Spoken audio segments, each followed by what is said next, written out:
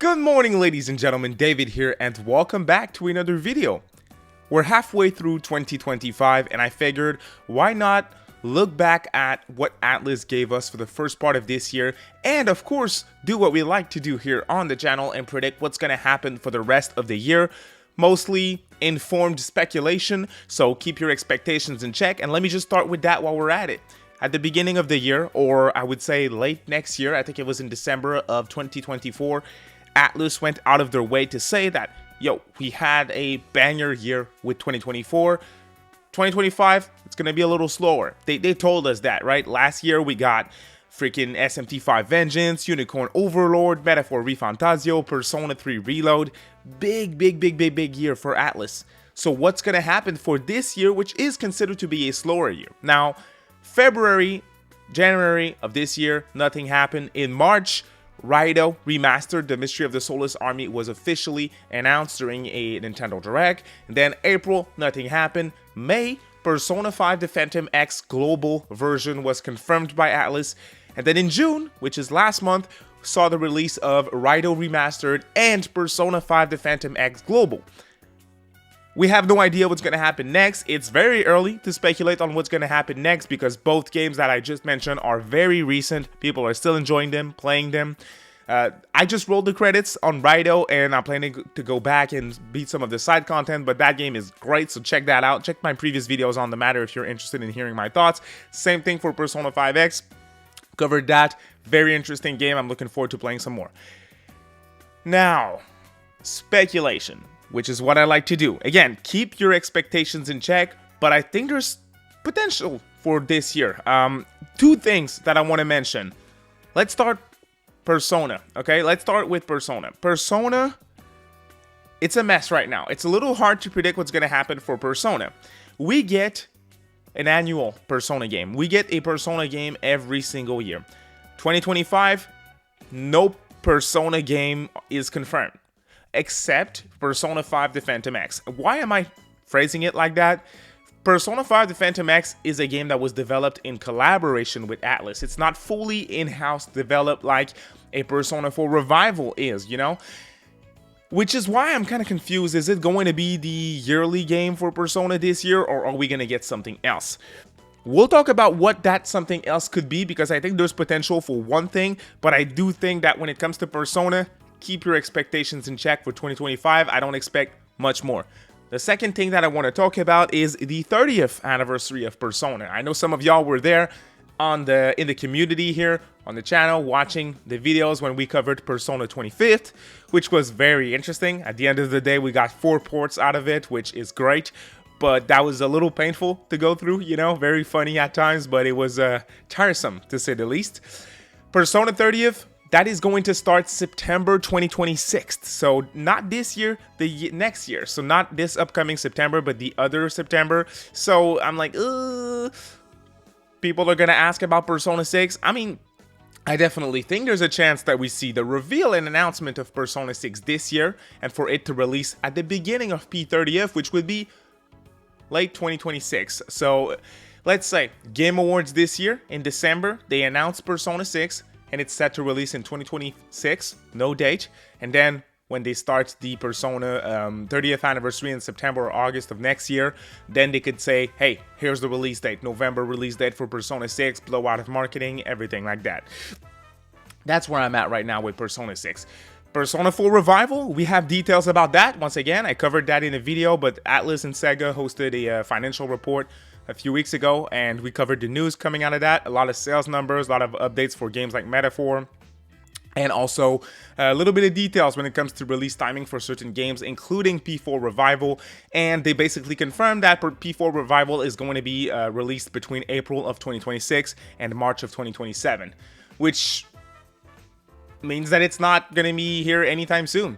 So I'm not going to talk about P4 Revival and P6 anymore. I think that's it for today. I'm not expecting much Persona for the rest of this year, except maybe a P6 reveal, but we'll have to wait and see. And if it's a reveal, it's going to be a minor thing, I think, unfortunately. We're overdue. We're long overdue, right? Persona 5 is almost 10 years old at this point. I never thought that P6 would take longer than P5 took, because the main reason P5 took so long according to ATLUS, is the transition from standard definition to high definition game development. Not sure what's happening right now. A lot of people are saying let them cook. I've been letting them cook for like 10 years, you know? So I'm ready.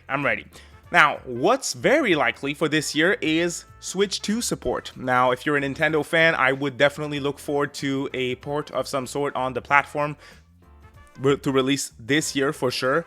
There's rumors of a Nintendo Direct happening like very soon in July, which we're very likely to stream.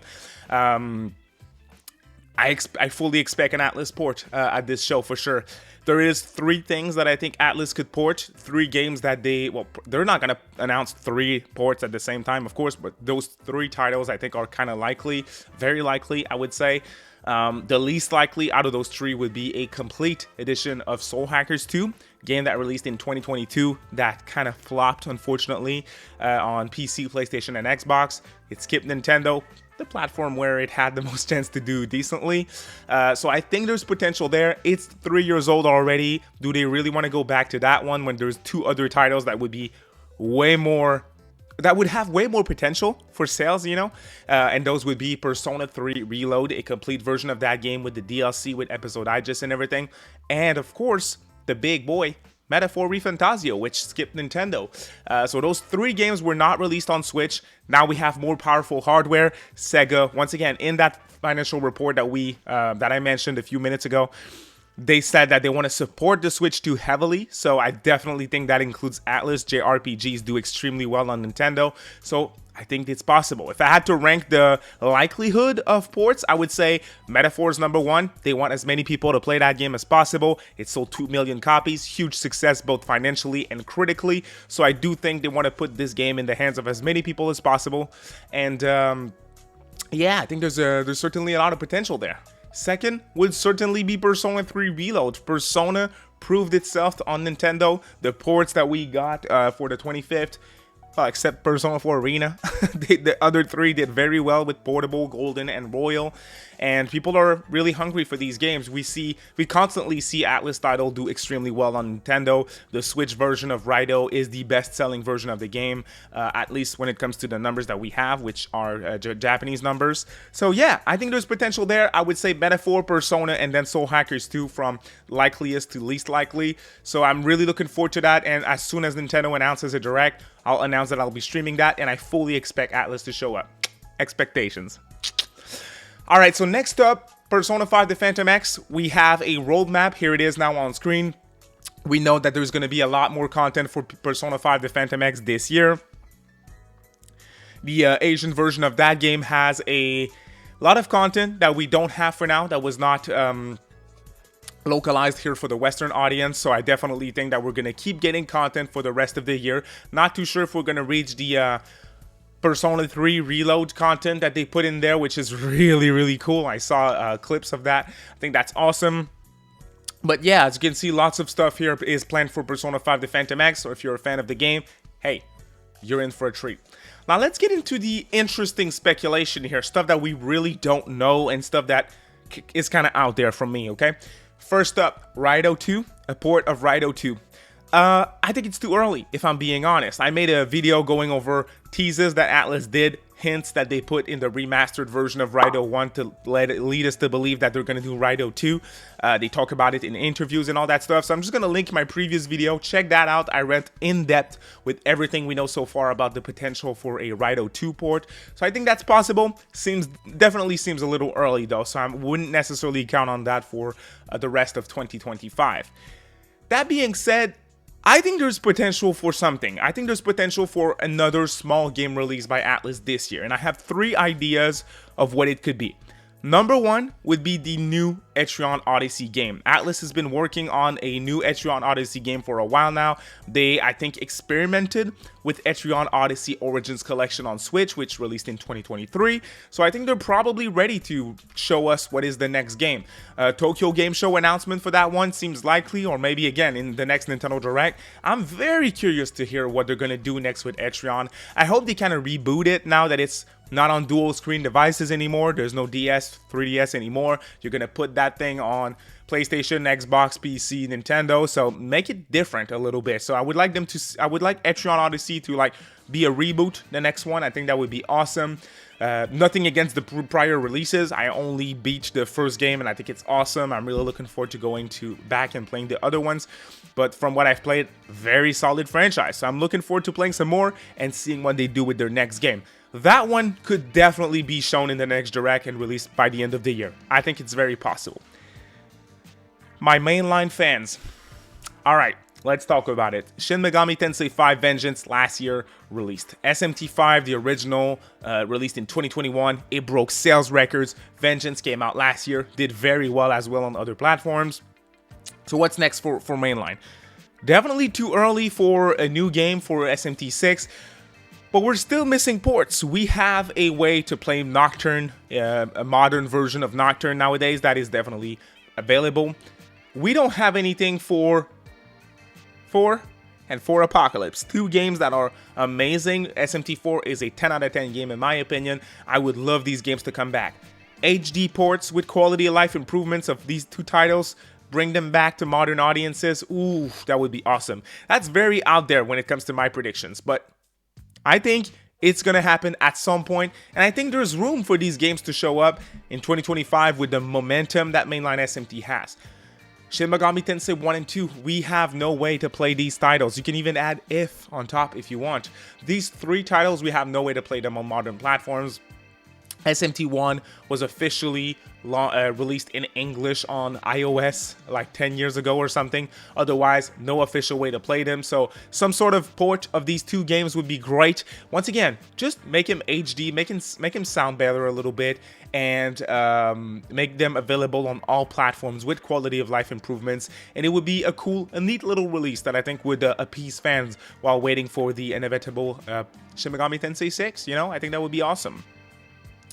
And then my final prediction, probably one of the most exciting thing that they could do is to give us a new port of a spin-off title. I definitely SMT4 port would be more exciting than that, but other than that, out of everything that I predicted, that is the second most exciting thing that they could do. Ports of mainline spin-offs that we have not seen yet.